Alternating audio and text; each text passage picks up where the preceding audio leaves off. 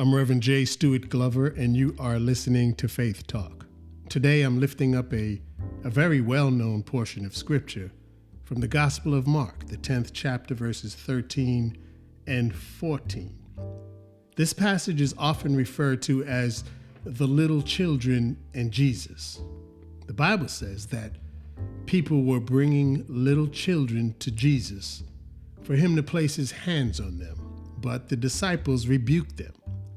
And when Jesus saw this, he was indignant. He said to them, "Let the little children come to me, and do not hinder them, for the kingdom of God belongs to such as these." Now, what jumps out to me as being emphatically clear is that it was the disciples, the religious men, the students, and the followers of Jesus who were the ones who tried to get in the way of children coming to Jesus. The children were being brought to Jesus for him to place his hands on them and bless them. But the disciples had a misunderstanding of what it meant to be followers of Christ. As disciples, they were called to be a reflection of Jesus' values and actions. But in this story, they actually postured themselves as a barrier to young people experiencing the grace of God in the presence of Jesus. Now, this story uses little children to make the point. However, it also speaks to the reality of a specific type of ministerial malpractice that persists today. You see, by stopping the children, the disciples remind me of the tendency of some modern-day religious institutions and their leaders who seem to think that they have become the gatekeepers of the kingdom of God. In some cases, there are leaders who think that they have been appointed to determine who is worthy of God's attention and mercy and who should be excluded. The disciples' actions in this story suggest to us that they saw the children as being unworthy of Jesus' attention. Who knows? Maybe it was because in the eyes of adults, children had no economic power in society. Metaphorically, the children in this passage can be seen as representing those who are often overlooked or devalued by society. In the broader biblical narrative, children and the marginalized symbol those who are powerless, voiceless, and dependent on others. The disciples, by hindering the children, metaphorically represent the gatekeepers of religious and social systems that exclude those who are perceived as being the other.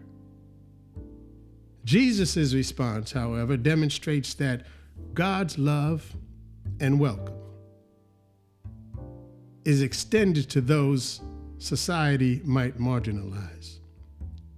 Whatever their reason was for stopping the children, we know that Jesus was strongly dissatisfied with their actions. And we certainly don't want Jesus to be strongly dissatisfied with the church today for pious exclusionary practices. The Bible told us that when Jesus saw this, when he saw the disciples stopping the children, he was indignant. And when Jesus rebukes the disciples, he challenges structures of exclusion within the community of faith. His embrace of the children suggests that the kingdom of God is radically inclusive and strongly values the very people that society might dismiss. Now, you may say, "Come on, Reverend Glover, you know that is not a problem in the church today," but I sincerely challenge that proposition. Rather, we can learn from the failure of the disciples. We can learn to stay in our lane and to not serve as barriers between God and the person seeking God. A primary takeaway from this passage is the call to embrace a spirit of radical inclusion. For church leaders today, this passage challenges any inclination to exclude or overlook certain groups of people, whether based on age, gender, ethnicity, cultural background, or socioeconomic status. The church is called to be a place of welcome for all people, especially those who may be marginalized or considered less significant by societal standards. Ministries, therefore, must be intentional about reaching out to those who are often overlooked and ensuring that everyone feels welcomed and valued in the church community. Children, in the context of Jesus' day, represented vulnerability, dependence, and powerlessness.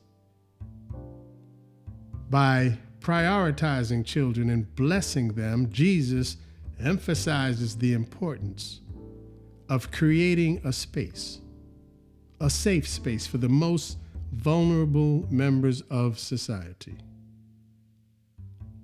So today, church leaders are called to advocate for and serve those who are often pushed to the edges, whether they be children, the poor, the elderly, refugees, or others in vulnerable positions.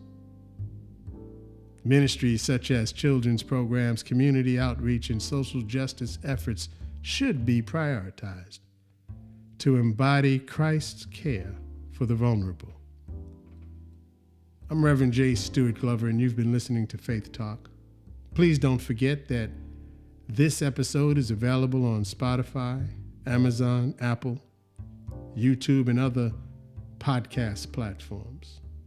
I thank you for joining our global listening audience, and please share with your family and friends. Thank you for listening, and God bless you.